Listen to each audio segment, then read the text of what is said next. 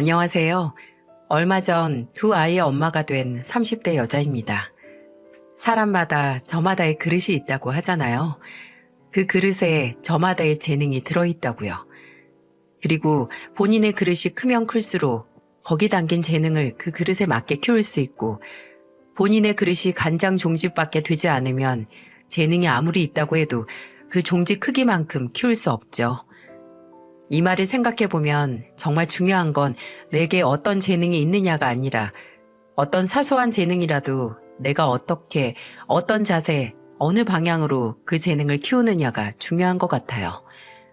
솔직히 저는 어려서부터 뭔가의 특출난 재능은 없었어요. 미술이나 음악이나 예체능은 완전 쥐약이었고요. 운동도 그냥 전향이었어요. 달리기를 하면 3, 4등 정도 할 정도? 다른 재능들의 평균이 낮아서 그나마 그중 제일 잘하는 게 공부였네요. 그래도 아버지를 닮아서 진득하게 앉아서 공부할 끈기는 있었거든요. 저희 아버지께서는 직업 군인으로 오래 일하시다가 그만두신 후 개인 사업으로 성공해서 자수성가를 하셨는데요. 아버지는 제가 사춘기 시절에 마땅히 잘하는 게 없어서 고민을 하고 있었을 때 앞서 제가 말했던 그릇 이야기를 해주셨어요. 재능이 있어도 그걸 평생 썩히는 사람이 있고, 일말의 재능이라도 그걸 키워서 성공을 하는 사람이 있다고요. 아버지는 자신이 바로 그런 사람이라며 제게 용기를 주시곤 했어요. 그래서 저도 제 속에 있는 일말의 재능을 찾게 됐죠. 공부는 늘 중상위권을 유지했지만 솔직히 제가 성격이 참 좋거든요. 어려서부터 대인관계가 원활해서 초등학교 때부터 반장을 놓쳐본 적도 없고, 중학교 때는 아예 담임 선생님이 저를 반장에 추천하신 적도 있었어요. 또 생일 파티만 하면 친구들 20, 30명은 거뜬히 넘겼습니다. 지금까지도 연락하고 있는 초중고 동창이 아주 많고요. 나한테는 남녀노소 사람을 끌어당기는 호감이 있구나 라는 걸 깨달았을 때부터 그 재능을 갈고 닦았습니다. 자신감이 생겼고 그 자신감으로 뭐든 적극적으로 행동할 수 있었어요. 고등학교 때 학생회장을 한 경험은 대학교 갈 때 리더십 전형을 노릴 수 있어서 도움이 많이 됐었고, 또 대학교 때 과대표를 하고 학생회장을 했던 건 취업할 때 제 자소서 내용을 탄탄하게 늘려줄 수 있었죠. 물론 빛 좋은 개살구처럼 사람들과의 관계만 신경 쓴 건 아니고요. 제 능력도 키우면서 늘 대외적인 이미지와 사람들과의 소통에서 노력을 많이 했었어요. 사소하고 별 볼 일 없는 것 같지만 취업을 한 후에 들어간 광고 대행사에서 저와 한번 일했던 클라이언트들이 나중에도 서 팀장과 다시 일하고 싶다라고 다시 저희 회사를 찾아오면 그렇게 뿌듯하고 뭔가 저희 아버지의 말을 제가 증명해낸 것 같은 자부심이 느껴지더라고요. 그리고 저와는 반대되게 20대 후반에 만난 남편은 눈에 띌 수밖에 없는 큰 재능을 갖고 있는 사람이었어요. 저는 남편을 지인의 소개로 만났는데요. 키도 크고 호감형의 사람이었어요. 특히 큰 키와 서글서글한 인상보다도 더 사람의 인상에 영향을 줬던 건 바로 서울대 출신이라는 특징이었죠. 왜 사람이 출신 대학을 모르고 있다가 우리나라 수재들은 다 간다는 서울대 출신이라는 걸 알게 되면 인상이 좀 달라지잖아요. 좀 씁쓸하긴 하지만 무시할 수 없는 후광이죠. 남편은 딱 보기에도 학교 다닐 때 공부 꽤나 했겠다 하는 외모였는데, 좋게 말하면 인텔리한 거고 나쁘게 말하면 범생이 스타일이었던 거죠. 그 당시 남편은 중견기업에 다니고 있었는데 개발팀에서 일하고 있다고 하면서 이렇게 말하더군요. 서울대 나왔다고 하면 왜 대기업 안 가냐고 하는데 제가 면접을 정말 못 봐서요. 이렇게 1대1로 대화는 할 만한데 면접장만 들어가면 진짜 머리가 새하얘지더라고요. 정말요? 저는 시험 보고 스펙 쌓는 것보다 오히려 면접이 제일 쉬웠어요. 면접관들 앞에 서면 말이 절로 나오더라고요. 약간 뭐가 들린 사람처럼요. 우와, 예원 씨 진짜 대단하시네요. 성격이 그만큼 대담하다는 거잖아요. 제가 선입견이 있어서 서울대 출신이라고 하면 되게 다른 세계 사람처럼 느껴졌는데, 남편은 굉장히 겸손하고 대화가 잘 통하는 사람이었어요. 특히 본인이 관심 있는 분야에 대해서는 눈을 반짝거리면서 열정적으로 몇 시간은 말을 할 수 있는 사람이었는데 나중에 경력을 쌓고 기회가 온다면 회사를 그만둔 다음에 IT 사업을 하고 싶다고 하더라고요. 스마트폰 어플리케이션 개발 산업 같은 거요. 저는 따로 내 사업, 내 가게를 차린다는 꿈을 꿔본 적이 없어서 본인의 비전을 막힘없이 설명할 수 있는 남편이 참 대단해 보였어요. 2년 연애 끝에 결혼을 준비할 때 시댁에 인사를 드리러 갔었는데요. 남편의 부모님은 15년 전에 이혼을 하시고 시어머니가 남편과 시동생을 키우셨다고 하더군요. 혼자 아들 2명을 키우신 분이라 그런지 어딘지 달관하신 분 같기도 하고 또 너그러우신 분 같았어요. 웃는 얼굴이 푸근하고 인자해서 더 그랬나 봐요. 또 이혼 후에는 장남인 남편에게 의지를 많이 하셨던 것 같았습니다. 뭔가 남편이 시어머니의 큰 자부심 중 하나 같았어요. 처음 시댁에 인사를 드리러 간 날 시어머니는 제 앞에서 자랑스럽게 남편이 초등학교 때부터 고등학교 때까지 교내에서 교회에서 받은 상장을 한 박스 가지고 나오셔서 하나하나 다 설명해 주셨으니 말 다 했죠. 이건 경호가 초등학교 5학년 때 인근에 있는 초등학교 대표 다 모인 수학경시대 금상 받았을 때 상장이고, 이건 과학경시대에 나가서 탄 거네. 얘가 어려서부터 이 아이디어가 참 좋아서 선생님들이 다들 입을 모아서 과학자 돼야 한다고 했었다니까. 아들이 어렸을 때부터 타온 상장을 제게 자랑하시는 시어머니를 보고 남편은 얼굴이 뜨거워졌는지 이제 좀 그만하시라고 말리긴 했지만 기분이 좋아 보였어요. 저도 그 모습이 좋아 보였고요. 뭔가 자식은 아무리 커도 부모 눈에는 아직 학교에서 상장 타오는 어린애구나 하는 생각에 흐뭇했습니다. 그때는 그 모습이 그래 보였어요. 훗날 이 모자가 제게 어마어마한 모욕감을 겪게 할 줄은 이때는 상상도 못했어요. 제가 남편과 결혼을 결심하게 될 정도로 호감을 느끼게 된 이유 중 하나는 바로 어른들에게 깍듯한 모습 때문이었어요. 그냥 식당에 가거나 배를 채우러 노점상에 들릴 때마다 자연스럽게 알 수 있었는데요. 남편은 밖에서 어른들을 대할 때 참 다정하고 예의가 발랐어요. 나이 지긋한 식당 사장님이나 점원들이 음식을 가져다 주면 감사합니다. 잘 먹겠습니다. 라고 고개 숙이며 인사했고 카드나 돈을 낼 때도 결코 한 손으로 내민 적이 없었어요. 그때도 고개를 숙이고 두 손으로 공손히 내밀었는데 그게 그냥 예의상 하는 게 아니라 정말 몸에 밴 것처럼 자연스럽게 나왔습니다. 특히 어르신들 중에서도 남편은 저희 아버지를 거의 존경하다시피 모셨는데요. 자수성가로 사업을 성공시킨 아버지가 본인의 롤 모델이라고 하면서 결혼 전 인사를 드리러 갔을 때부터 저희 부모님이 딸의 상대로서 남편에게 질문을 하는 것보다 남편이 아버지에게 사업적으로 더 질문을 했었네요. 그럼 장인어른께서 처음 사무실 차리셨을 때가 처남이 태어나고 나서네요? 그렇지. 명예퇴직하고 나서 그 연금으로 시작했으니까. 와, 이제 보니 예원씨 대담함이 다 장인어른한테서 물려받은 건가 봅니다. 자식이 둘이고 나이도 있는데 그런 위험 감수하면서 사업 시작하기가 쉽지 않으셨을 텐데요. 성공할 자신이 있는데 위험이고 뭐가 중요하나. 그리고 나이가 차서 기회를 놓치고 때가 늦었다는 건 다 변명이고 착각이야. 늦은 때라는 건 없어. 맞습니다, 장인어른. 그게 정답이죠. 이때 아버지께서도 젊은이가 야망이 있다고 칭찬하셨던 기억이 나네요. 근데 야망에 비해 자신감이 좀 부족한 것 같다고 덧붙이셨죠. 그래도 그때 남편의 사업에 대한 열정을 좀 높이 치셨나 봐요. 결혼 후 아들이 태어난 후 3년 뒤에 남편은 슬슬 회사를 그만둔 다음에 구상하고 있던 사업을 실현시키고 싶어 했거든요. 같은 학교 동문이었던 두 사람과 같이 셋이 동업을 하겠다고 하더군요. 장인어른께서는 거의 40 다 됐을 때 사업 성공하셨지만 나는 조금 더 일찍 시작해보고 싶어. 35 넘어가면 지금 회사에 더 안주하게 될 것 같고 그만두기 더 힘들 것 같아. 나이가 더 들기 전에 지금 생활에 만족하기 전에 빨리 새 일을 시작하고 싶다는 남편에게 저는 흔쾌히 알겠다고 했어요.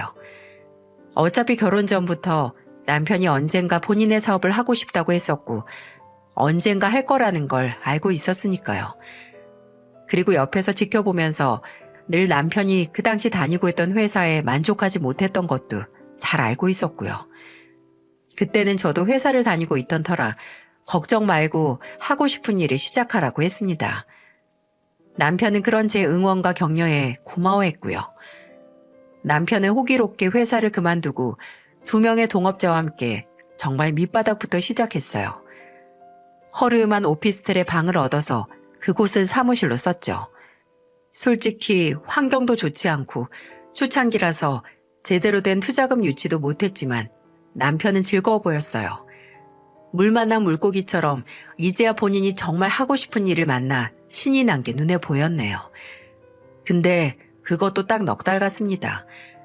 제대로 된 투자 자금은 세 사람이 모았던 돈과 퇴직금이 전부라서 제대로 된 투자자를 만나거나 결과물을 내서 수익을 보기 전까지 마냥 펑펑 쓸 수는 없잖아요. 아침부터 밤까지는 사무실에서 시스템 개발에 몰두를 했고 나머지 시간에는 어떻게든 투자금을 유치하기 위해 휴대폰에 불이 나게 연락을 돌렸어요. 동문회에서는 영업을 할 정도였죠. 근데 쉽지 않았나 봐요. 처음에는 원하던 일을 하게 돼서 생기가 넘치던 남편이 하루하루 떨어져가는 통장 잔고를 보며 한숨을 쉬더라고요. 당장 대출을 받는다고 해도 장기적으로 뭔가 할 수 있지 않았으니까요. 그렇게 처음으로 세 사람 사이에서 사업을 접자는 얘기가 나왔었나 봐요. 돈이 다 떨어져 가니 서로 예민해져서 싸움도 났고 남편의 미간주름은 나날이 깊어져만 갔죠. 그러다가 처음으로 남편의 사업에 손을 내밀어 준 게 바로 저희 친정 아버지였어요. 제가 친정에 갔다가 어머니께서 김서방 일은 어떠냐고 물어보셨거든요. 당장 사업을 접내 만에 이야기를 할 수 없어서 그냥 아직 고생 중이라고만 말했어요. 근데 눈치 빠른 저희 아버지는 나중에 저를 조용히 불러서 따로 김서방한테 사업 기획서 작성해서 가져오라고 하라고 하시는 겁니다. 처음에는 혹시 아버지께서 사업 베테랑으로서 뭔가를 전수해 주시려고 하나 했어요. 남편도 거의 반년이 넘어갔는데 제대로 된 결과물 하나 낸 게 없어서 장인어른을 뵙기 민망하다고 했지만 일단 존경하는 사업 선배의 부름이라서 정말 기획서를 작성해서 함께 친정에 갔습니다.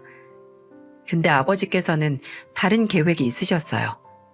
아버지는 남편의 기획서를 쓱 훑어보시더니 일단 당장 자네들이 원하는 결과물을 내기 전까지 필요한 투자금이 얼마냐고 단도직입적으로 물어보셨어요. 저도 놀라고 남편도 당황해서 무슨 이유로 물어보시냐고 되물었고요. 그랬더니 아버지께서는 한숨을 한번 푹 쉬시더니 이렇게 말씀하셨죠. 어떤 사업이든 바닥부터 시작해서 최소 1년간은 적자낼 각오를 하고 뛰어들었어야 하는 거야. 네, 자네 머리 돌아가는 거나 야망이나 열정은 높이 사네만 솔직히 그만큼 너무 급했다는 생각이 드네. 자네한테 비상한 아이디어나 비전이 있어도 일단 사업이 굴러가는 건 다 돈이야, 돈. 돈이 없으면 아무리 좋은 아이템도 종이 쪼가리뿐이 아니라고. 나도 젊었을 때는 이상을 현실로 만들자는 목표 하나로 자존심 다 버리고 인생 선배들한테 도움받아서 사업 시작했어. 그러니 이번에는 내가 자네한테 그 선배 돼줄 생각이야. 물론 자네를 믿긴 하지만 내 딸이 언제까지 사업 준비하는 남편 옆에서 같이 고생하는 걸 보고 싶지 않아서니까 부디 날 실망시킬 일 만들지 말게나. 알아들었나? 전혀 언질도 없었던 아버지의 투자 선언에 엄청 놀랐죠. 저희 아버지는 정말 대쪽 같은 성격이라서 아무리 가족이라고 해도 감정에 휩쓸려서 돈을 투자하는 그런 분이 아니거든요. 근데 딸이 고생할까봐 투자를 하신다니 좀 감동이었네요. 근데 저보다도 눈물을 흘리며 감동한 사람은 따로 있었어요. 바로 남편이었죠. 남편은 그 자리에서 대성통곡을 하면서 아버지께 고개를 숙여 감사하다고 했어요. 장인어른이 제 목숨을 살리신 거라며 사실 정말 막막했다고 너무 감사하다고 꼭 성공해서 은혜를 갚겠다고 맹세에 가까운 약속을 하더군요. 그렇게 저희 아버지는 남편 사업의 최대 투자자가 되셨어요. 나중에는 아버지 말고 투자금을 어떻게 유치하는지 노하우까지 전수해 주셨고요. 남편은 아버지 덕분에 처음으로 거액의 투자금을 유치했다는 이유로 동업자들에게 목에 힘주게 됐다고 그 후로는 투자자 미팅할 때 꼭 본인이 나간다고 하더라고요. 다행히 남편은 아버지를 실망시키지 않았어요. 아버지의 투자금의 날개를 얻어서 남편은 동업자들과 함께 획기적인 아이디어의 상품을 내놓을 수 있었어요. 성공적인 결과물로 아버지 말고 다른 투자회사도 나타났고 사무실도 확장하게 됐고 2년 동안 직원을 14명 정도 둘 수 있는 회사로 성장했습니다. 남편의 성공에 시어머니께서도 따로 저희 아버지를 찾아뵐 정도로 정말 고마워하셨어요. 남편이 드디어 꿈을 이루게 되고 성공한 건 다 사돈 어른의 덕분이라며 저희 친정에 한약도 따로 지어서 보내셨더라고요. 아버지는 다 딸 걱정하는 마음에 그런 거니 그렇게 고개 숙이실 필요 없다고 했지만 시어머니는 남편이 더 성공을 해서 아마 평생 사돈 어른에게 그 은혜 갚으면서 살 거라고 자부하셨어요. 남편의 사업 성공은 모두에게 경사이긴 했지만 성공은 달콤한 만큼 뱉어낼 때는 혀가 아릴 정도로 쓰더군요. 저는 남편이 사업을 확장시킬수록 예민해지고 있다고 생각을 했어요. 남편이 회사에서 보내는 시간이 길어져서 저와 상의 끝에 저는 10년을 다닌 회사를 그만두기로 했고요. 저희 둘 다 일을 하고 특히나 남편은 더 바빠져서 한 명은 집에서 집안일과 아이 키우는 데 집중을 하는 게 좋다고 저희 둘 다 함께 생각을 했거든요. 물론 저도 제 일을 좋아하고 욕심도 있었지만 한창 가속도를 받아서 성장 중인 남편보다는 제가 집안을 돌보는 게 그때는 최선 같더라고요. 남편도 제가 집에 있으니 좀 더 일에 집중을 할 수 있을 거라고 생각했는데 뭔가 사람이 점점 공격적이어지고 예민해진다고 할까요? 집에서 일적으로 전화를 하다가 성질을 낼 때도 자주 있었고 같이 밥을 먹다 보면 하는 대화라곤 역시나 일 문제밖에 없었습니다. 심지어 그것도 같이 일하는 동업자들에 대한 험담뿐이었어요. 한때는 동기였고 친구였던 그 죽고 못 살던 사업 파트너들 말입니다. 그 새끼들은 일머리가 없어 일머리가. 말을 한 번에 못 알아먹는다니까. 지들이 내가 시킨 대로 일을 똑바로 하면 내가 잔소리를 해? 그거 하나 고치는데 무슨 하루씩이나 걸려? 시간이 돈인데 말이야. 뭐만 시키면 기한이 모자라다, 뭐가 불가능하다 변명만 많고 뭐 나는 개발 안 해봤냐? 처음에는 뭐 속상하겠구나, 답답하겠구나 했는데 계속 비슷한 불평불만을 듣다 보니까 아예 동업자들뿐만 아니라 같이 일하는 직원들한테 하나하나 다 불만이 있는 겁니다. 왜 그런 말이 있잖아요. 네가 모든 문제에 불만이 있다면 어쩌면 진짜 문제는 너한테 있을지 모른다고요. 저는 남편에게 좀 천천히 가라고 했습니다. 급하고 초조할수록 예민해지고 세상 만사가 다 꼬여 보일 수도 있다고요. 하지만 남편은 멈춤 따위는 모르는 경주마처럼 달렸고 얼마 안 있어서 문제가 터지고 말았어요. 남편을 제외한 동업자 2명이 회사를 나가겠다고 선언한 겁니다. 거기에 특허낸 개발권 문제도 꼬여서 한 동업자는 그거 가지고 타 회사에 스카우트 제의 받았다고 하고 한 동업자는 본인이 끌고 온 투자자 데리고 다른 일 한다고 하고 난리가 났었죠. 더 자세하게 말하면 혹시 신상 정보가 밝혀질까봐 더 쓰진 못하지만 당장 남편의 회사는 3개로 뿔뿔이 나뉠 처지에 놓였습니다. 아니, 차라리 그렇게 나뉘는 게 나았죠. 남편은 살면서 처음 본인에게 달콤한 성공의 맛을 안겨준 회사를 포기하지 못했어요. 그래서 회사 상호랑 직원들 그대로 혼자 경영을 하겠다고 남았습니다. 남편은 위기가 기회라고 하면서 오히려 자신만만하긴 했어요. 어차피 초기 사업 아이템도 다 내 머리에서 나온 거야. 우리 회사 브레인은 나라고 나. 그러니까 그 2사람 나간다고 크게 바뀔 것도 없어. 더 능력 있는 디자이너랑 개발자 고용해서 새로 시작하면 돼. 별일 아니라고 말은 했지만 홀로 서기는 말처럼 쉽지 않은 듯 보였어요. 일단 주요 투자자들도 동업자들과 함께 떠났고 남편 혼자 남은 직원들을 관리하는 게 이만저만 스트레스 받는 일이 아니었어요. 사업자 대출을 받아서 어떻게든 직원들 월급을 주긴 했지만 그것도 하루하루가 고비일 정도로 간당간당했고요. 저는 이제라도 사업을 접거나 좀 축소하자고 말을 했지만 이미 큰 성공을 해본 남편은 본인의 능력과 머리만 믿고 절대 후퇴할 생각은 하지 않았어요. 그렇게 남편이 거의 낭떠러지에 몰렸을 때 최후의 방법으로 도움을 요청한 사람이 누군지 아세요? 아마 눈치 빠른 분들이라면 누군지 당장 생각이 나셨을 겁니다. 바로 사업 선배이자 이전에 이미 도움을 준 이력이 있는 사람, 저희 아버지죠. 처음에는 저도 남편이 아버지에게 도움을 요청하리라고는 생각도 못했어요. 저한테 한마디의 상의는 물론이고 지나가는 말로 꺼내지도 않았거든요. 남편이 저희 아버지에게 찾아가서 두 번째 투자금을 부탁했던 것도 아버지로부터 듣게 된 사실이었습니다.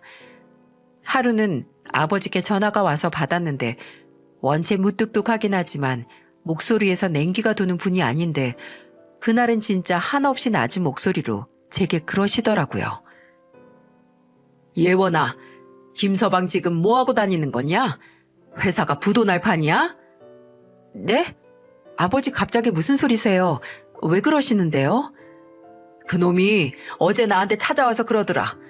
동업자 두 놈이 개발 시스템 들고 날라서 당장 혼자 회사를 떠안았으니 도와달라고. 한 번만 더 도와주면 정말 평생 은인으로 모시겠다고 바닥에 이마까지 붙여가면서 말했어. 근데 너도 알다시피 요새 네 애비 사업도 간신히 적자 맞고 있는 판국이야. 요새 돈 펑펑 버는 중소기업이 얼마나 되니? 맞는 말이었어요. 그때 한창 코로나 시국으로 문 닫는 식당이나 중소기업이 늘고 있다고 기사까지 났었거든요. 저희 아버지도 간신히 이윤을 남기고 계시고 있으셨고요. 아버지는 안타깝긴 했지만 도와줄 수 없으니 최대한 부드럽게 거절하셨다고 해요. 근데 그 말을 들은 남편이 저희 아버지께 뭐라고 했는지 아시나요?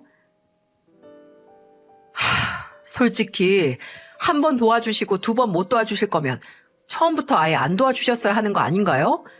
괜한 희망 품게 하지 마시고 처음부터 도움 주시지 말지. 왜 끝까지 책임도 못 지시면서 저한테 감사 인사는 다 들으셨어요? 저 정말 장인어른 믿었는데 솔직히 서운하고 실망스럽고 속상하네요. 장인어른 회사는 그래도 잘 돌아가고 있지만 저는 정말 당장 문 닫아도 이상하지 않은 상황이라고 말씀드렸잖아요. 이 무슨 배은망덕이라는 말이 이리도 잘 어울릴 수 있는 걸까요? 남편은 거의 울먹거리면서 아버지에게 투정에 가까운 원망의 말을 했고 아버지는 기가 차서 더 이상 말씀 안 하시고 그냥 돌려보냈다고 해요. 근데 아무리 생각해봐도 남편의 상태가 좀 심각해 보였기에 그냥 넘어갈 수 없어서 저한테 전화를 하신 거고요. 그놈 지금 제정신이 아니다. 당장 손 안에 쥐었던 거 놓칠까봐 눈이 뒤집힌 거야 그게. 나는 김서방한테 투자하고 나서 그 투자금 다시 돌려받은 적도 받을 생각도 없었어.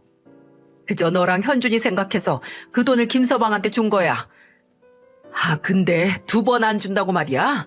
무슨 원수 취급하는 것도 아니고. 그리고 김서방 말 들어보니까 순지 동업자들 욕뿐이더라. 지는 잘한 것밖에 없고 나쁜 놈들은 따로 있어. 그래 김서방 머리 좋지. 좋은데 솔직히 예비는 그놈이 사업적인 머리가 있는지는 잘 모르겠다. 봐봐라. 돈 떨어지니까 돈 나올 구멍이 장인밖에 없잖아. 밖에 나가서 사람 만나서 발품 팔 생각 안 하고 바로 가족한테 와서 돈 뜯어내려는 게 무슨 사업가야? 날도둑밖에 더 되냐? 예원아, 너도 잘 생각해서 김서방 그거 있는 것도 다 잃기 전에 사업 접으라고 해라. 그대로 뒀다간 정말 큰일 치를 놈이다 그거. 아버지 얘기를 들으니 머리가 아찔해졌어요. 당장 남편의 사업이 무너질 위기라는 것보다 정말 돈 떨어지니 바로 저희 아버지께 달려가고 돈 못 준다고 하니 어린애만도 못한 투정을 부렸다는 게 절망적이었어요. 일단 아버지께는 사과를 드리고 말씀 잘 알겠다고 한 뒤에 전화를 끊었습니다. 그리고 그날 저녁 남편에게 말했어요.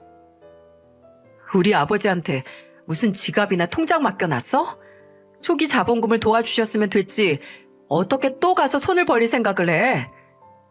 내가 오죽하면 장인어른한테 갔겠어? 나도 정말 감당이 안 되고 답이 안 나오니까 가서 무릎까지 꿇고 부탁을 드린 거지. 들어보니 무릎만 꿇은 게 아니던데? 아버지도 요새 사업 힘드셔서 못 준다고 하니까 이럴 거면 애초에 왜 도와줬었냐고 따졌다며. 당신 제정신이야? 우리 아버지 없었으면 당신 진즉 사업 접었어. 무리해서 끄집어내줬더니 보따리 내놓으라고 하는 것도 아니고 왜 사람이 점점 갈수록 뻔뻔해져? 나도 차라리 그때 사업 시작 안 했으면 더 나았을 거란 생각이 들어서 그랬다. 이래서 길거리 동물한테 함부로 음식 주면 안 되는 거야. 평생 밥 챙겨줄 거 아니면 괜히 더 배고프고 감질나게 한 끼 챙겨줄 생각하면 안 된다고. 그리고 솔직히 나는 진짜 장인어른이 돈 없어서 나 안 도와준다고 생각 안 해. 내가 이제 혼자 되고 좀 힘들어 보이니까 저놈은 이제 텄다고 가족으로서가 아니라 냉정한 사업가 입장에서 돈 안 주시는 거라고. 너 진짜 돌았구나. 이제 하다 망상까지 하니? 너는 정말 네 사업 망해가는 게 오직 돈 때문인 것 같아? 같이 일하는 사람들끼리 관계 유지하는 것도 사업하는 사람 능력이고 발 뺄 때 안 뺄 때 타이밍 맞추는 것도 능력이야. 근데 솔직히 너는 네 머리통 그거 하나 믿고 무대포로 사업 늘리다가 이 모양 이 꼴이 된 거잖아. 문제를 엄한 데서 찾지 말고 가서 거울 좀 봐. 거기 네 사업이 망해가는 이유가 있을 테니까. 이 싸움 후에 남편은 저나 장인어른께 죄송하다며 사과를 하긴 했지만 기울어지는 사업은 그런 사과로 회복할 수 없었어요. 마지막에는 대부업체에서 대출까지 해 버티려고 했지만 끝내 남편은 달콤했던 사업을 정리할 수밖에 없었죠. 젊은 IT 사업가에서 백수로 전락하고 만 겁니다. 사업을 정리했다고 해도 그동안 대출받았던 빚은 완전히 정리가 안 됐기에 생전 처음으로 생활고라는 걸 겪게 됐네요. 그래도 남편이 정신을 차리고 다른 회사에 취직을 할 노력을 하거나 적어도 일당 주는 알바라도 했다면 제가 이 정도로 좌절하진 않았을 거예요. 근데 하루 종일 눈 떠 있는 시간에도 신세 한탄이나 술 먹는 게 일과의 전부였던 남편을 보면서 눈을 감으면 그 깜깜해지는 시야가 제 미래처럼 느껴지더군요. 솔직히 그때 이혼을 할 생각도 했었어요. 하지만 인생이 대체 뭔지 현실이 그만 제 발목을 붙들더군요. 그때 제가 임신 상태였던 겁니다. 임신 4주차에 알게 됐어요. 첫째를 가진 걸 알았을 때는 정말 세상을 얻은 것처럼 기뻤는데 둘째를 임신했다는 걸 알았을 때는 물론 지금은 한치의 후회도 없지만 그때는 솔직히 마음이 많이 무거웠어요. 당장 거실에서 자랑스럽게 지가 마신 소주병을 늘어놓는 인간과의 미래를 생각할 수 없었으니까요. 남편은 며칠, 몇 달이 지나도 다른 일을 구해서 할 생각조차 안 하는 사람으로 보였습니다. 제가 제 임신 소식을 알려주며 정말 어르고 달래고 설득을 하면서 조금만 눈을 낮춰서 다른 회사 면접이라도 봐보자고 말해도 뭐라 했는지 아세요?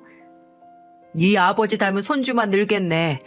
너도 네 아버지 닮아서 내 가능성 능력 다 무시하고 그러니까 눈 낮추라는 말이 그렇게 쉽게 나오겠지? 진짜 피해의식과 열등감으로 돌아버린 사람과 대화를 하는 것 같았어요. 남편은 정말 끝까지 본인의 실패에 저희 아버지를 걸고 넘어졌는데요. 저희 아버지가 그때 본인 부탁을 들어줘서 투자를 해줬더라면 본인이 지금 이렇게 안 됐을 거라는 겁니다. 그리고 그 불만은 당연히 그 아버지의 딸인 저와 제 아들에게 떨어졌고요. 왜 지 자식에게도 그 지랄 했냐면요. 제가 저희 아버지와 좀 심하게 닮았거든요. 모르는 사람이 봐도 부녀 사이라는 걸 다 알 정도로요. 근데 제 아들은 또 그런 저를 닮았습니다. 예전에 남편이 아버지를 존경했을 때만 해도 아들이 장인어른 닮아서 기쁘다고, 장인어른은 유전자까지 아주 강하다며 아첨을 하던 인간이 이제는 집에서 아들이 다가가기만 해도 야, 네 할아버지한테 가서 놀아달라고 해. 이런 헛소리를 하는 거예요. 저랑 아들을 싸잡아서 서씨 집안 핏줄이라고 하는데, 아니, 지피는 우리 아들한테 없는 줄 아나요?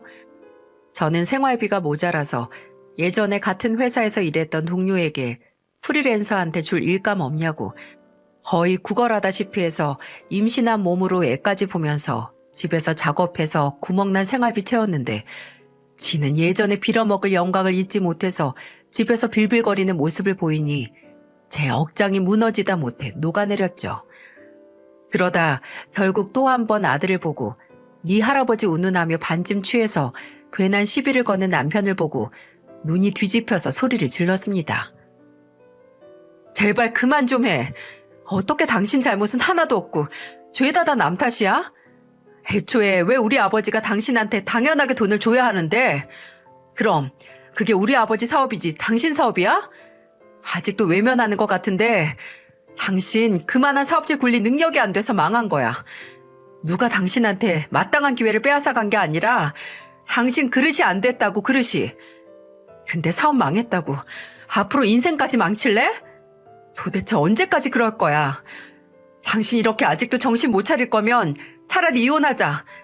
나나 우리 현준이 괴롭히지 말고 차라리 이혼해서 각자 따로 인생 살자고. 사지 멀쩡하면 제발 남은 인생 어떻게 할지, 가족은 어떻게 책임져야 할지 몸을 움직이란 말이야, 몸을. 난 지금 임신만 안 했으면 내가 나가서 배달을 하든지 어디 막노동판이라도 나가서 우리 가족 생활비 벌고 싶어. 근데 내가 지금 임신을 안 했다고 해도 당신이 이렇게 집에서 일주일에 분리수거 한 번 하는 거, 이틀에 한 번 음식물 쓰레기 버리는 것도 성질 내면서 안 하면 내가 당신 뭘 믿고 집이나 현준이를 맡기고 나가서 일을 해. 그리고 내가 애 낳기 전까지 무슨 돈으로 어떻게 먹고 살 건데? 난 당신이랑 달라. 당장 상황이 안 좋고 주저앉고 싶어도 나 하나 바라보고 사는 내 새끼 불쌍해서 그렇게 못한다고. 그러니까 나랑 현준이, 그리고 앞으로 태어날 아이 인생에 걸림돌만 되고 짐만 될 거면 이쯤에서 갈라서자. 나도 이제 도저히 안 되겠어. 사람이 진짜 온 힘을 다해서 소리를 지르면 눈앞이 잠깐 노래지고 어지러워진다는 걸 그날 알았습니다. 제게는 마지막 통보였어요. 저 사람과는 앞으로 전진할 수도 없었고, 그렇다고 아이들이 있는데 제가 후퇴를 할 수 없으니 저 사람을 버리고서라도 애들과 함께 살아가야 했으니까요. 그날 후로 한 3일간 저와 남편은 냉전 상태를 유지했고, 둘 중 단 한 명도 서로에게 말을 걸지 않았어요. 저는 남편의 대답을 기다렸고, 남편은 제 통보에 따른 답을 내려야 했죠. 그리고 3일 뒤 저녁에 남편이 씻고 나와서 그러는 겁니다. 나 내일 새벽 일찍 현장 나가. 어제 건설 일용직 사무실 나가서 일구했어. 그러니까 너무 걱정 말고 혹시 내가 5시에 못 깨면 나 좀 깨워줘. 저는 그 말에 작게 고개를 끄덕였어요. 그리고 드디어 남편이 정신을 차리기 시작했구나. 이미 철진한 과거의 영광은 잊고 눈앞의 현실과 가족을 인지하기 시작했다는 생각에 잔뜩 꼬이고 꼬여있던 마음이 조금은 편안해지는 걸 느낄 수 있었어요. 진짜 부부가 뭐고 서로 삶아떼고 산 시간이 뭔지 남편이 막노동을 하러 간다고 하니까 괜히 불안하긴 하더라고요. 그래서 저도 새벽 4시에 일어나서 남편이 속 든든히 채우고 갈 수 있게 아침밥 차리고, 혹시 배달 음식이나 편의점 음식으로 배 채우고 일할까봐 걱정돼서 보온 도시락 3단으로 싸서 준비를 했어요. 그리고 정말 오랜만에 일을 하기 위해 집을 나서는 남편을 조용히 배웅했습니다. 약간 물가에 내놓은 애처럼 행여 처음 나간 날 손이 미숙해서 사고는 나지 않을까 집에서 기다리며 1시간에 한 번씩은 걱정을 했던 것 같아요. 근데 이 걱정이 세상에서 가장 쓸모없는 걱정이 될 줄은 몰랐죠. 저녁 시간이 돼서 현관문 열리는 소리가 나면서 남편이 집에 왔어요. 누군지는 몰라도 통화하면서 들어오는 소리가 들리더라고요. 주방에 있다가 거실로 나왔는데 통화를 마치고 휴대폰을 주머니에 넣는 남편의 얼굴은 마치 일주일 정도 갇혀있던 사람 마냥 지쳐 보였습니다. 평생 안 해봤던 먼지바람 마셔가며 몸쓰는 일을 하고 온 남편은 하루 만에 좋기 3년은 늙은 것 같았어요. 그 모습이 너무 안쓰러워서 간단하게 씻고 나오라고 갈비를 재놨다고 했죠. 하루 종일 재놓은 갈비를 굽고 또 하루 종일 고생했을 남편을 위해 저녁상을 준비했습니다. 씻고 나와서 젓가락들 힘도 없다는 남편을 위해 갈비살도 다 발라서 밥 위에 얹어줬고요. 그렇게 정말 오랜만에 가족들끼리 따뜻하게 식사를 하고 있는데 초인종이 울리고 예상치도 못한 손님이 집으로 찾아왔어요. 바로 시어머니셨죠. 아무 연락 없이 오실 분이 아닌데 갑자기 찾아오셔서 무슨 일이 있나 했어요. 근데 문을 열고 들어오는 시어머니는 저를 흘금 마치 째려보는 것처럼 보고는 바로 집 안으로 들어가 남편을 찾으셨죠. 밥 먹던 남편도 시어머니의 등장에 당황한 것처럼 보였는데 그러거나 말거나 시어머니는 남편을 이리저리 뜯어보시고 등을 획 돌려 제게 물으셨어요. 너 오늘 경호 얘가 어디서 뭐하다 들어왔는지 아니? 네? 네 알죠. 오늘 처음 건설 현장 일하고 막 들어왔어요. 그런데 왜? 그래, 너도 알았다 이거지? 이제 보니 네가 범인이구나. 병 주고 약 주는 것도 아니고 불쌍한 내 아들 노가다 시키고 미안해서 고기 반찬 해준 거야? 너, 내 아들이 어떤 애인 줄 알아? 명문대 나와서 사업했던 내 아들이 공사판에서 막 일이 웬 말이냐고. 얼굴까지 부르르 떨어가면서 내 아들 막노동 시킨 년이 너냐고 분노하던 시어머니는 손에 들고 있던 가방을 바닥에 내팽겨치며 다가와서 제 뺨을 때렸습니다. 순간 몸이 휘청거리고 입안에 피맛이 돌더라고요. 뺨을 맞은 것도 충격이었지만 제가 남편을 공사판으로 내몰았다고 고래고래 소리를 지르는 시어머니의 눈안에 광기가 더 충격적이었어요. 저는 화끈한 뺨을 쥐고 말했어요. 어머님, 미치셨어요? 그리고 책임질 가족이 있어서 생활비 벌려고 공사판 나가서 일하는 게 뭐가 그렇게 충격적이고 화가 난다고 절 때리세요? 미친 건 네가 미친 거고, 아니 미치지 않고서야 지는 임신했단 핑계로 집에서 눌러앉아서 놀고 남편은 공사판으로 보내서 돈 벌어오라고 해? 정신이 제대로 틀어박혔으면 경호한테 막노동을 시킬 게 아니라 네가 네 아버지 찾아가서 바지가랑이를 붙잡아서라도 도와달라고 빌었어야지. 왜 우리 아버지가 이 사람한테 또 돈을 쥐어주셔야 하는 건데요? 그렇게 안타까우면 어머니께서 도와주지 왜 이제껏 손 놓고 모른 척하고 있다가 이 난리시냐고요. 어머님도 인정하고 싶지 않으신가 본데 저 사람 사업 망한 거 돈 때문이 아니에요. 돈이 있었어도 언젠가 무너졌을 거라고요.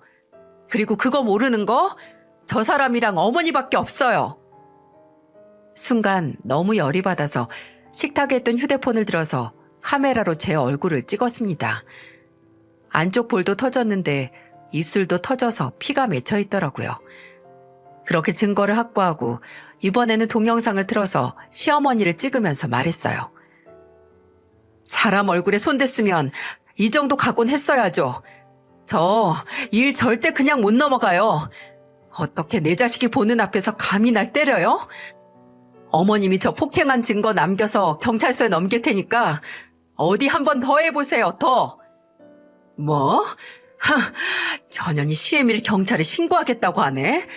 경호야, 쟤 정말 미친 거 아니니? 여보, 카메라 치워. 당신은 입 다물어. 자식이 보는 앞에서 방조죄로 당신 엄마 손잡고 경찰서 가기 싫으면, 그리고 이제 시애미로 취급 안 할 거니까 신고한다는 거 아니에요. 염치도 없고 무식하고 폭력적인 집안이랑 더 이상 엮이고 싶지 않으니까 진짜 어디 한번 끝까지 가봐요. 네? 이야, 너 정말 다른 한쪽 뺨도 터져볼 거야? 네. 어디 한번 터뜨려 보세요. 저야 확실한 증거 남으니까 더 좋죠. 때려보세요. 때려보라고요. 저는 정말 시어머니를 경찰에 신고했습니다. 시어머니는 설마 정말 경찰서에 신고를 했겠어? 너 지금 어디 전화하고 신고하는 척하는 거냐고 저를 비웃었지만 10분 정도 뒤에 정말 제 신고를 받고 출동한 경찰을 보고 당황해하며 빽빽 소리를 지르더군요. 경찰들에게 잡혀서 집을 나가면서도 끝까지 너 두고 보자고 정말 저주에 가까운 소리를 하는 시어머니보다 끌려가는 시어머니와 저를 번갈아 보면서 그렇다고 정말 신고를 하냐고 저를 노려보던 남편이 더 짜증나고 패버리고 싶었어요. 임신한 아내가 지 엄마한테 맞았으면 지가 먼저 나서서 말려야지 오히려 증거 영상을 찍고 있던 저를 말리던 인간이에요. 그날 경찰서에 가서 조서도 쓰고 경찰에게 강력하게 처벌을 원한다는 말도 잊지 않았습니다. 제게 너 정말 독하다는 헛소리를 남긴 남편은 경찰서에 갔다 본가에 간 건지 뭔지 집에 들어오지 않았고요. 저도 어차피 그 인간 얼굴 보고 싶지 않았기에 잘 됐다 싶었고 정말 이제 끝이다 이혼을 해야겠다고 다짐을 했어요. 하지만 부모님께는 먼저 이 일에 대해서 말씀드릴 수 없었어요. 불효가 별거인가요? 어디서 맞고 오면 그것도 부모님 마음 다 아프게 하는 불효죠. 제가 살이 얇아서 원래 몸에 멍이 잘 드는 체질인데 얼굴은 원래 맞은 것보다 진짜 좀 더 심각하게 맞은 것처럼 붓고 멍이 들어서 이 멍이 다 빠지면 이혼 소장 내고 부모님께 알릴 생각이었어요. 근데 저희 아버지는 제 통보를 기다릴 수 없으셨나 봅니다. 그날이 있고 나흘 뒤에 한 손에 제가 좋아하는 구운 통닭 2마리를 들고 찾아오셨어요. 오랜만에 저녁 같이 하자고 말이죠. 다짜고짜 찾아오신 아버지의 등장에 차마 아직 멍이 안 빠진 얼굴을 숨길 수 없었고 식탁에 통닭 2마리를 내려놓으신 아버지는 눈을 가늘게 뜨고 제 얼굴을 빤히 보시더니 이내 진짜 도깨비처럼 무서운 얼굴이 돼서 그 멍은 어디서 든 거냐고 물으셨어요. 저희 아버지가 전직 군인이었다고 말했었죠. 진짜 군대에서 군기 잡는 것처럼 저를 무섭게 취조를 하시는데 솔직히 말은 안 하곤 못 빠져나가겠더라고요. 그래서 그날 있었던 일을 말하는데 제가 말하면 할수록 아버지의 얼굴은 핏기가 싹 가시는 것처럼 굳어갔습니다. 설명을 다 하고 저는 정말 괜찮고 알아서 할 거라고 그러니까 오늘은 그냥 가시라고 했는데도 아버지는 커다란 고목나무처럼 거실 한가운데 떡하니 버티고 댁으로 돌아가시지 않았어요. 딸이 맞았다는 게 이렇게 충격적이신가 했는데 아버지는 조용히 기다리고 계셨던 겁니다. 내 딸이 맞는 광경을 그저 지켜보기만 한 그놈을 말이죠. 한 40분, 50분 뒤에 도어락 열리는 소리가 들리면서 남편이 집으로 들어왔는데 아버지는 그 소리가 들리자마자 현관문 쪽으로 돌진을 하시더니 두꺼운 손바닥으로 남편의 머리를 퍽퍽 소리가 크게 날 정도로 두들겨 패기 시작했어요. 이 새끼야, 이 빌어먹을 새끼야. 네가 내 딸이 맞는 걸 보고 가만히 있어? 네 놈 때문에 내 딸이랑 내 딸 뱃속에 있는 손주 잘못됐으면 어쩔 뻔했어. 남편은 아버지께 맞으면서 억소리 한 번 못 내고 그저 몸을 잔뜩 웅크리고 머리를 보호하고만 있었습니다. 저희 아버지가 연세가 지긋하긴 하시지만 군대 생활에서 다져진 근육을 지금까지 등산과 각종 운동을 하시며 잘 유지하신 분이었거든요. 키도 남편과 비슷해서 예상치 못한 선제 공격을 당한 남편이 어떻게 당해낼 수가 없었을 거예요. 아버지는 아예 남편 목덜미를 잡고 거실로 질질 끌고 와서 주저앉히고 고함을 치셨네요. 네 예밀한 인간이 내 딸을 때리려고 했으면 네가 달려들어서 말렸어야지. 네가 사람이야? 네가 남자야? 내가 평생에 하니 너 같은 놈 제대로 못 알아먹고 내 딸이랑 결혼시킨 거다. 머리 하나 좋으면 뭐하냐? 능력도 인성도 바닥인데. 그래 놓고 왜 경찰에 신고하냐고. 내 딸한테 독하니 많이 개 같은 소리나 해? 네 애미가 경찰에 끌려가서 억울하디? 억울해? 그럼 지금 나도 신고해봐라 어디. 어디 신고해보라고. 아버지는 신고도 못하고 입도 뻥끗 못하며 처량하게 바닥에 주저앉아 있는 남편에게 너 같은 새끼랑 내 딸이랑 손주를 한시도 같은 집에 못 있게 하겠다고 하셨어요. 그리고 제게 간단하게 짐을 싸라고 하시곤 그대로 아버지 손을 잡고 아들과 함께 친정으로 갔습니다. 집에는 아버지에게 후드려 맞은 남편 홀로 남게 된 거죠. 아버지는 제게 그날 뺨을 맞고 나서 병원은 갔냐고 하셨어요. 저는 그냥 뺨만 맞아서 안 갔다고 했는데 아버지는 엄마가 돼서 그렇게 아니라면 안 된다고 저를 야단치셨죠. 그리고 다음날 아침에 제 손을 끌고 간 곳은 산부인과였습니다. 다행히 저나 뱃속의 아이에게 문제는 없었지만 아버지는 앞으로도 작은 문제라도 있으면 미련하게 참지 말고 바로 병원으로 가라고 당부를 하셨고요. 그리고 진료가 끝난 후 아버지는 또 저를 끌고 한 곳에 더 들르셨습니다. 바로 변호사 사무실이었어요. 저도 알아보고 있었지만 아버지께서 친구분에게 묻고 물어서 좋은 사무실을 알아본 거라고 믿고 맡기자고 하셔서 알겠다고 하고 바로 상담을 했습니다. 그때 이미 제 손안에는 변호사에게 넘길 자료가 충분하기도 했고요. 시어머니가 저를 때린 증거사진과 신고했던 기록도 있었고 또 남편의 백수기간을 증명할 신용카드 내역이나 문자 내역 또한 가지고 있었어요. 한 가지 아쉬운 점이 있다면 저 혼자 조용히 처리를 하고 싶었는데 아버지 손을 잡고 간 게 30 후반의 저에겐 좀 창피했네요. 저는 이혼 소송 기간 동안 아들과 함께 친정에서 지냈습니다. 행여 붙잡힐 만한 여지는 하나도 주지 않기 위해 거의 은둔하다시피 살았어요. 소장을 법원에 제출한 후에 남편도 변호사를 선임해서 항소를 했는데 지가 뭔데 무슨 자격으로 항소를 하나요? 저는 이미 그 인간에게 무수히도 많은 기회를 줬고 그걸 차버린 건 본인이면서요. 제 인내심을 바닥낸 인간이 이제 와서 이혼은 안 된다고 고집부리는 모습이 너무 꼴보기 싫고 없던 정도 털릴 마당이었어요.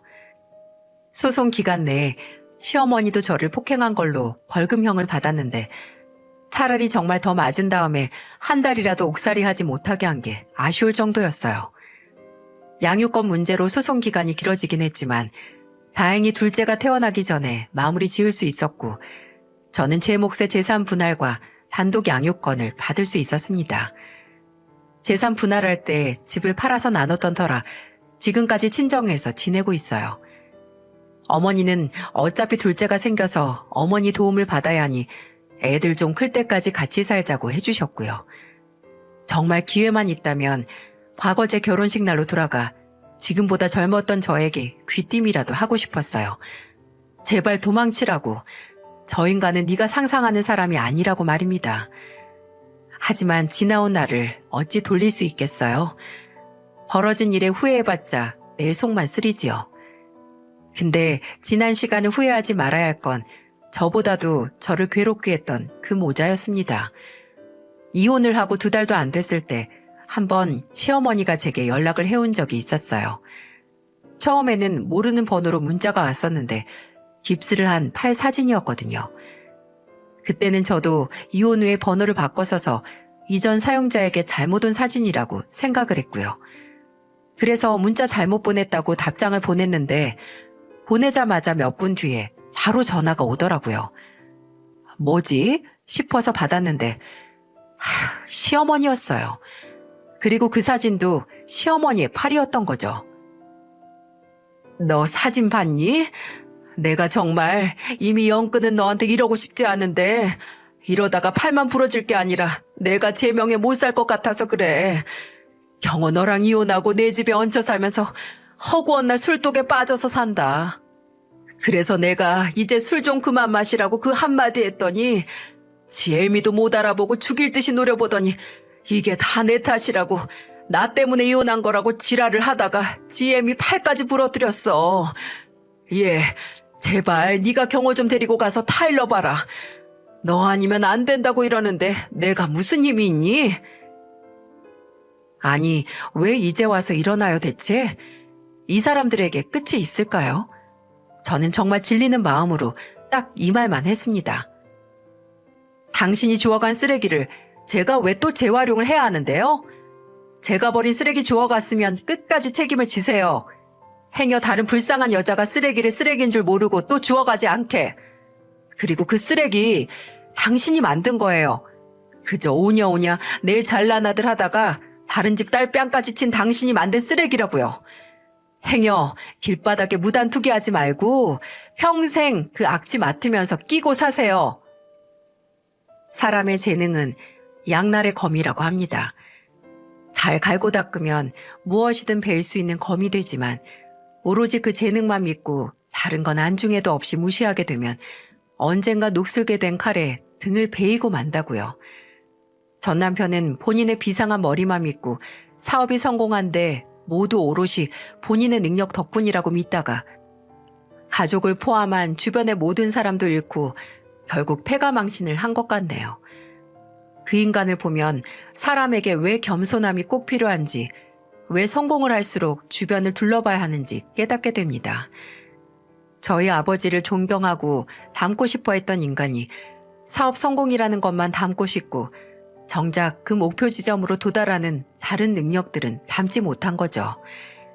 세상에는 완벽한 자수성가가 없다고 하는데 그건 사람이 주변의 도움을 하나 받지 않고는 성공을 할 수 없어서라고 해요.